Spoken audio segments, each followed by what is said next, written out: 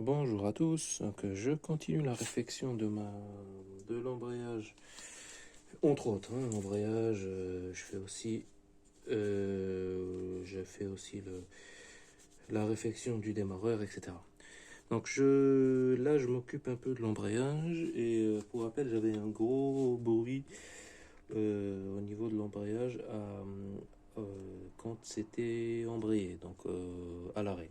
À l'arrêt, ça faisait un cloc, cloc, cloc, cloc, cloc, cloc qui disparaissait au débrayage. C'était vraiment, c'était pas la boîte, c'était vraiment côté embrayage. Et je pense que je commence à avoir un diagnostic avec certitude. Donc comme j'avais montré lors de la précédente vidéo, j'avais les garnitures qui bougeaient. On le voit bien, hein. Et elles sont, les rivets les maintiennent de moins en moins bien, donc je pense que voilà. Il y a aussi voilà, c'est bien gras. Et là, je découvre aussi que quand je remets le truc sur la boîte, on voit bien qu'il y a du jeu.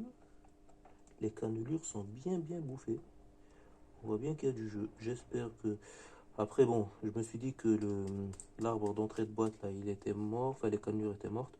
Mais non, c'est vraiment le disque qui est mort. On le voit bien. Je vais vous expliquer pourquoi. On voit bien. Là, l'arbre ne bouge pas. Mais le disque, il bouge.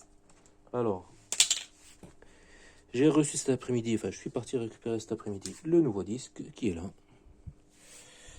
Et quand je le mets sur l'arbre, et là, ça bouge plus. Et je suis très content que on voit que le disque, l'arbre bouge bien avec le disque et il n'y a pas de jeu. Il n'y a pas de jeu du tout.